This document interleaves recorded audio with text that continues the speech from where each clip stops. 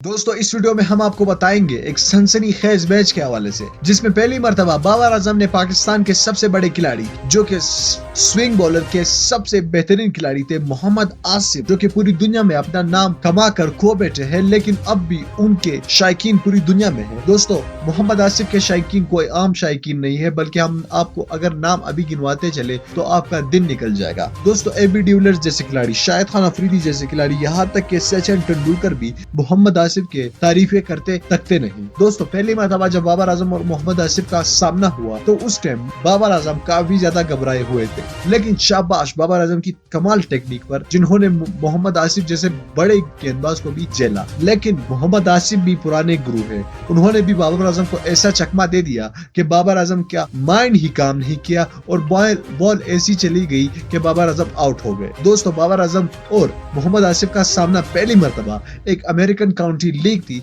जिसमें Babar Azam as a chief guest थे और मोहम्मद आसिफ भी टीम की नुमाइंदगी कर रहे थे, जिसमें बाबर आजम और मोहम्मद आसिफ का पहली मर्तबा सामना हुआ था। यकीनन बाबर आजम ने काफी टेक्निक के साथ बैटिंग की, लेकिन आखिर में मोहम्मद आसिफ ने कुछ ऐसी चाल चली कि बाबर आजम को भी उस चाल के सामने अपने घुटने टेकने पड़ गए। दोस्तों इस वीडियो को लाइक कीजिएगा, चैनल को सब्सक्राइब कीजिएगा और नीचे कमेंट बॉक्स में हमें अपने राय का इजहार जरूर दीजिएगा।